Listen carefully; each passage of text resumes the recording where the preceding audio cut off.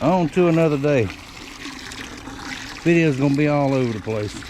That is my 8-foot cast net, commercial net, not a whole lot to it. I hadn't used it in a couple of years. I just checked it out. There's no holes in it. We're going to condition it because I'm going to try to take it out one day this week. Now, after they set for a while like this, even though they're monofilament fabric softener, unscented, just dump a bunch in there, and that will condition and soften that mono up after it's been sitting for a long time.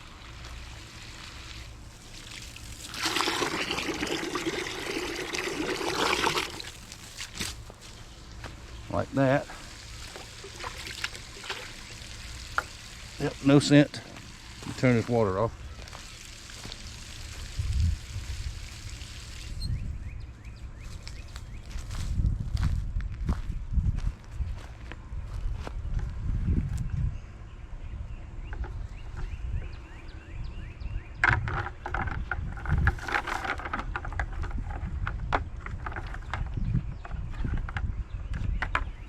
I'm gonna lower it down in there.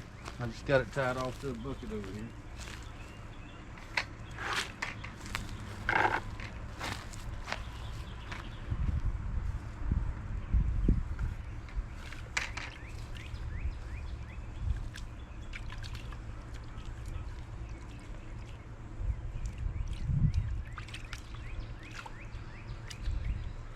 It's like that.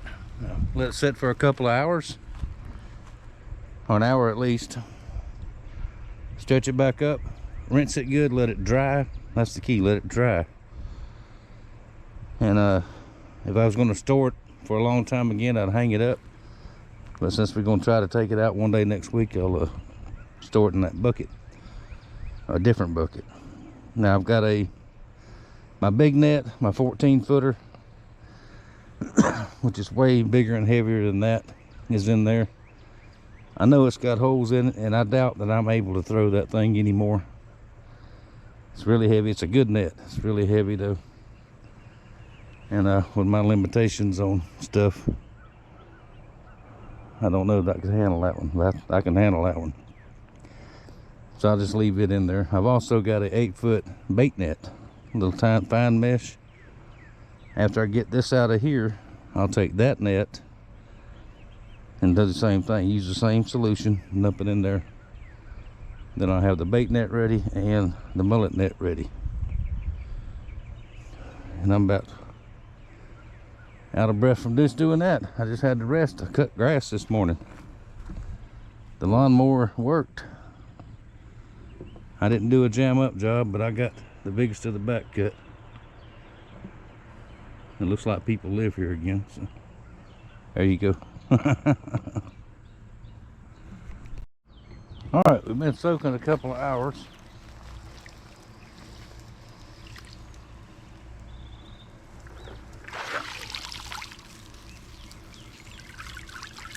Let's take it out.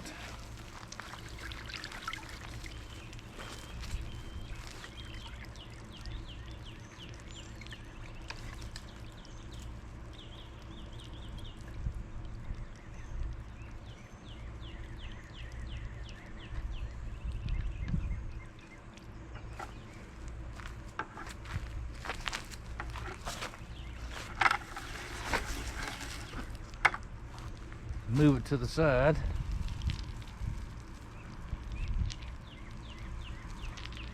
And I can feel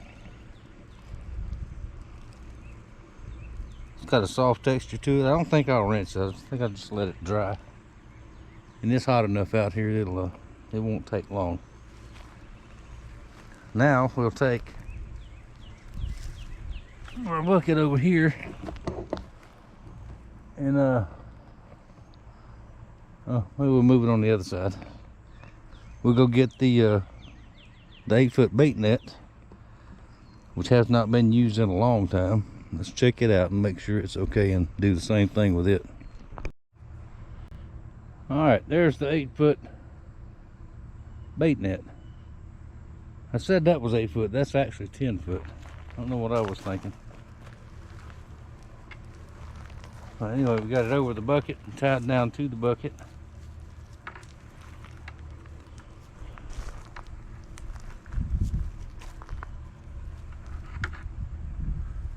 And I'm not seeing any big holes.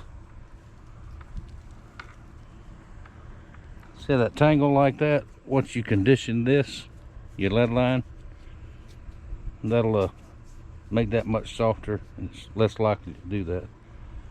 That's why you do this every now and again. Now this one is heavier than that one because this has real lead on it. That's got that, whatever, a Babbitt or something, whatever it is.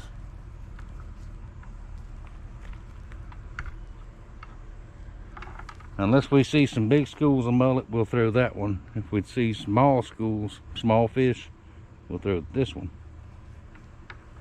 That's about all we're going for is bait anyway. And we have a trip planned, me and Ken do, for Tuesday. We're gonna go Tuesday night, but the tide situation and the rain situation for the week, we're gonna go Tuesday morning, fish through the high tide, then come home. And we're concentrating on catfish. We're gonna try to catch our own bait. And if we catch some extra mullet to eat, that's good too. So, all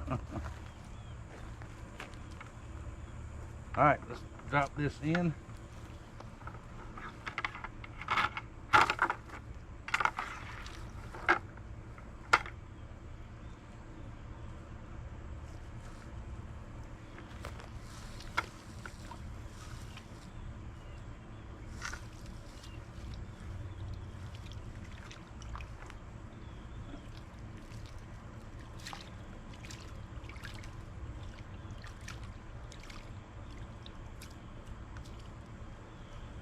All right, just like we did before. And by the time this one's ready, this one should be dry.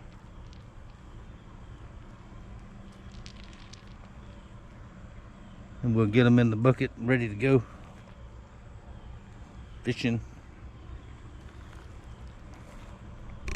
Now back here in the gear room, light's not real good, but maybe we can see. That's all my camping gear and just general junk in there. Okay, I've got, let's see, 2 more bait nets here, another one in this bucket that we're gonna hang up now.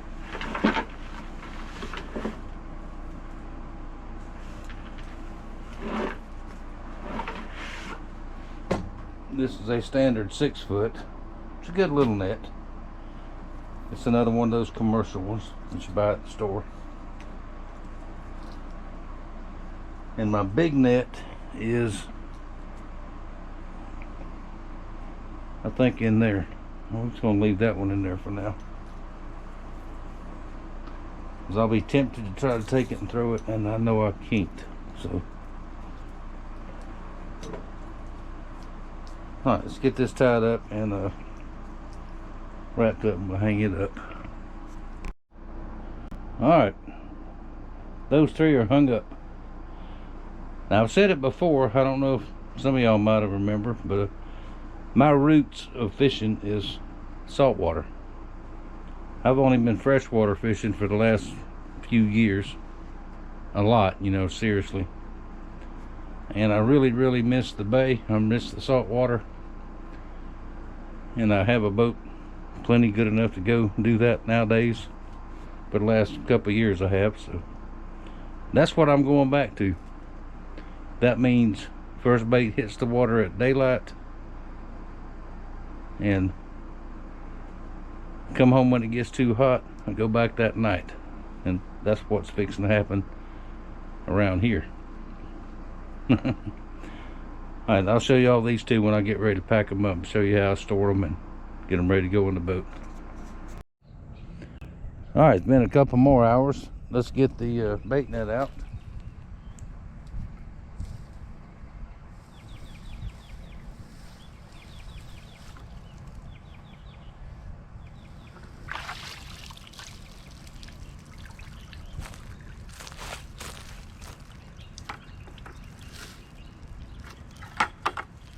tie it off to the bucket over here.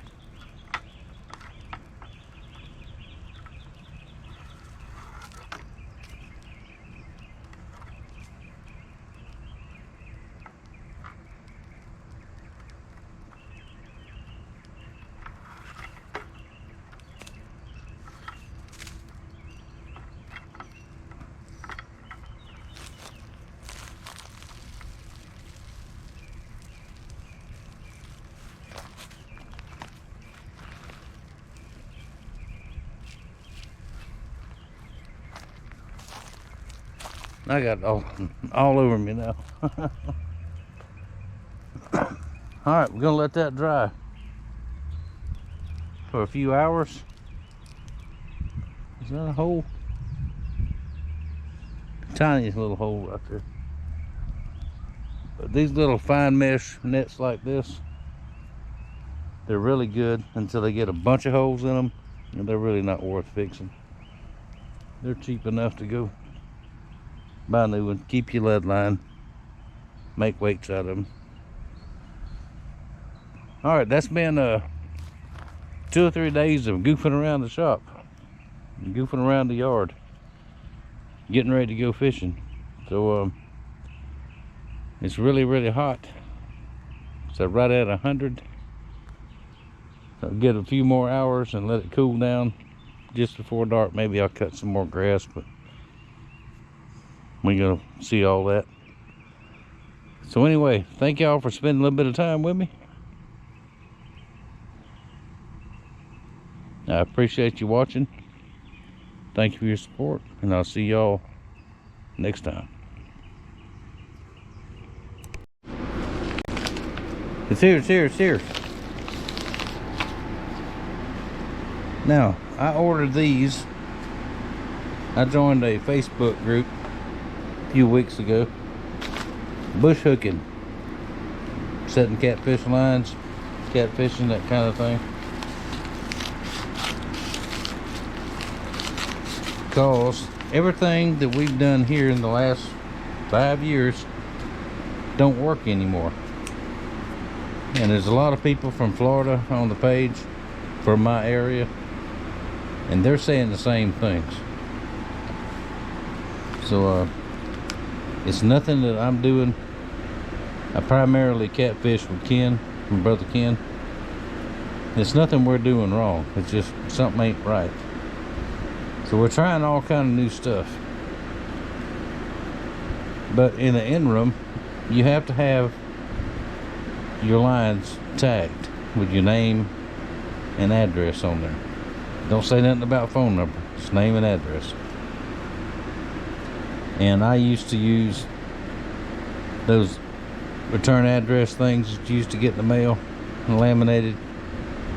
All mine just about shot. Half of them you can't read anymore. So this place, there was a guy on there that offers these custom made 3D printed tags. 25 for $15. That sounds like a pretty good deal to me. Now this guy makes all kind of stuff. No, he didn't ask me to shout this out. I didn't get no discount on this, nothing like that. But I ordered them a couple of days ago, and here they are. So let's check them out and see what they look like. Now I chose the option of white tags with a black background. Let me get the screen back on where I can see. That's my address. I don't mind putting it out there.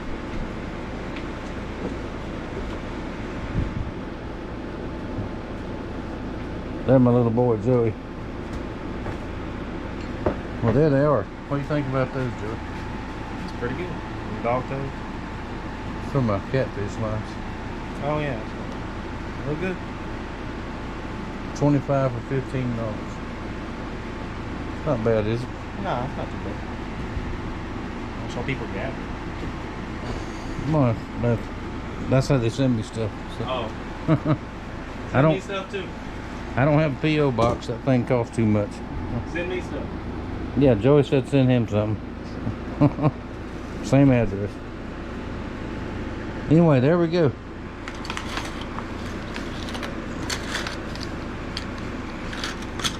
Now the last clip, I said I'm about done for today, which I am. I might cut some more grass late this evening, and I may not. But there we go. Tomorrow, when it's nice and cool, I'll get my limb lines out and install these. And we'll be all legal. Won't help me catch no more fish, but we'll be all legal anyway. So there you go. Thank y'all for watching. Thank you for your support. And I will see y'all in a couple days with some more knife making. I got all my supplies in, so we got to get to work.